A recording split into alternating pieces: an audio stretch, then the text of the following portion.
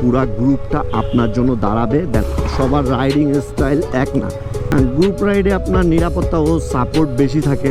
এখানে থামতে ইচ্ছা হলো সেখানে থামবে।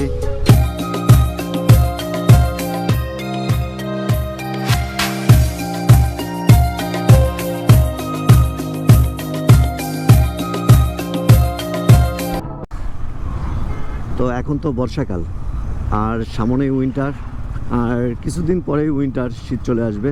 তো অনেকেই অনেক ট্যুর প্ল্যান বানাইতেছেন, ট্যুর প্ল্যান করতেছেন যে না এখানে যাবেন ওখানে যাবেন।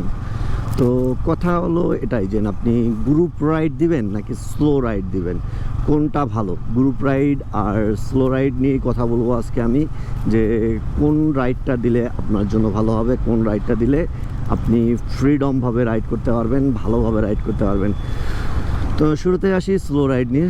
স্লো রাইডটা হলো আপনার স্বাধীনতা, এক কথায় বলা যায় যে আপনি স্বাধীনভাবে রাইড করবেন, স্বাধীনভাবে চলাফেরা করবেন। স্লো রাইডটা যারা দেয় তারা একটু অভিজ্ঞ রাইডার হয়, আর তারা একা একা রাইড করতে ভালোবাসে। আপনার তাদের এক্সপিরিয়েন্সটা একটু বেশি। আপনার কারোর জন্য অপেক্ষা করতে হবে না, আপনার নিজের স্বাধীনভাবে বাইক রাইড করতে পারবে। আপনার যেখানে থামতে ইচ্ছা হলো সেখানে থামবে। দেন আপনার স্পিডিং করতে হলে স্পিডিং করবে, স্লো রাইড করতে হলে স্লো রাইড করবে। ধরেন আপনার গন্তব্যহীন রাইড আর কি বলা চলে। আপনার তাড়াহুড়া থাকবে না যে আপনাকে এই টাইমের ভিতরে ওইখানে পৌঁছাইতে হবে, বা আপনার এত টাইমে এই সকালবেলা সবার সাথে বাইর হইতে হবে, তা না। আপনার যখন ইচ্ছা হলো তখন আপনি বাইর হইলেন, যেখানে ইচ্ছা হলো সেখানে রেস্ট নিতে পারলেন, ব্রেক দিতে পারলেন, আপনি থামি থামি রাইড করতে পারবেন, স্বাধীনভাবে রাইড করতে পারবেন এক কথায়। তো এখন বলি গ্রুপ রাইড নিয়ে। গ্রুপ রাইডে আপনার নিরাপত্তা ও সাপোর্ট বেশি থাকে, আপনার আড্ডা বেশি হয়, দেন আপনার স্মৃতি বেশি হয়। তো গ্রুপ রাইডে এই বিষয়গুলো ভালো লাগে যে না আপনি রাস্তায় যাচ্ছেন, সবার সাথে যাচ্ছেন, তাল মিলিয়ে চলতেছেন। আর একটা জিনিস হয় কি, গ্রুপ রাইডে আপনার কিন্তু সবার রাইডিং স্টাইল এক না। কেউ আপনার বেশি স্পিডিং করতে ভালোবাসে, কেউ স্লো রাইড করতে ভালোবাসে। তো সবার সাথে তাল মিলিয়ে আপনাকে গ্রুপ রাইড করতে হয়। কিন্তু গ্রুপ রাইডের মজাটা কি, আপনার যখন একটা ব্রেক দিবেন, সবাই মিলে বসবেন, আড্ডা দিবেন, গল্প করবেন, সেই স্মৃতিটা ভাই স্লো রাইডে কখনোই পাবেন না আপনি। আর সেই স্মৃতিটা আপনার বেস্ট একদম। আপনার গ্রুপ রাইডে রোডে সবার সাথে তাল মিলিয়ে চলতে হয়, এই বিষয়টা একটা পয়েন্ট।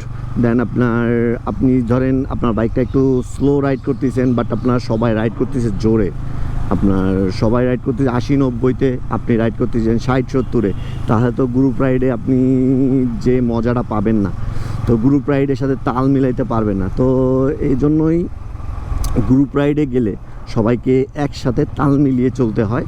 আপনার গ্রুপ রাইডে আর একটা মজার বিষয় হলো কি, আপনার বাইকে বা আপনার যদি কোনো প্রবলেম হয়, বিন্দুমাত্র প্রবলেম হয়, তাহলে পুরা গ্রুপটা আপনার জন্য দাঁড়াবে। দেন আপনার ঠিক হওয়া পর্যন্ত বা আপনার বাইক ঠিক হওয়া পর্যন্ত ততক্ষণ দাঁড়ায় থাকবে, যে কোনো না কোনো ব্যবস্থা করবে যে না এই বাইকটার এই সমস্যা হয়েছে। ধরেন বাইকের কোনো একটা সমস্যা হয়েছে, আপনার বাইকটা যতক্ষণ পর্যন্ত ঠিক হচ্ছে না বা কোনো সমাধান পাচ্ছে না বাইকটার বিষয়ে, তো ততক্ষণ পর্যন্ত কেউ একজন আপনাকে ওভারটেক করে চলে যাবে না, যে না ওর সমস্যা হচ্ছে এই জন্য আমি দাঁড়াবো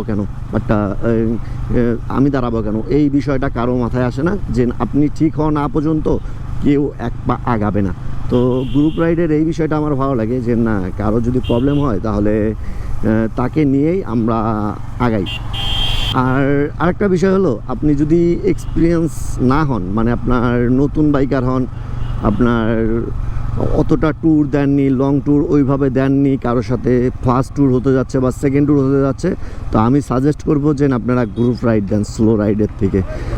তখন আপনার রাইডিং এক্সপিরিয়েন্সটা বাড়বে। ধরেন আপনার রাইডে অনেকেই অনেকভাবে রাইড করে, তাদেরকে দেখে আপনি শিখতে পারবেন। যেমন আমি কক্সবাজার রাইডে কিছু বাইকারকে দেখে অনেক কিছু শিখছি, যে না কীভাবে রাইড করতে হয়, কীভাবে আরও রাইডিং স্কিলটা বেটার করতে হয়। তো এই বিষয়গুলো আমি শিখছি, এই বিষয়গুলো আমার কাছে ভালো লাগে, যে নতুন নতুন কিছু শিখতে পারি। গ্রুপ রাইডে গেলে এই বিষয়গুলো ভালো লাগবেই সবার। তো স্লো রাইডের ক্ষেত্রে আপনার ওই যে বললাম যে আপনার স্বাধীনতাটাই বেশি। গ্রুপ রাইডে আপনার ধরেন সবাই রেস্ট দিচ্ছে, বাট আপনার রেস্টের প্রয়োজন নাই, তাও আপনাকে রেস্ট দিতে হবে।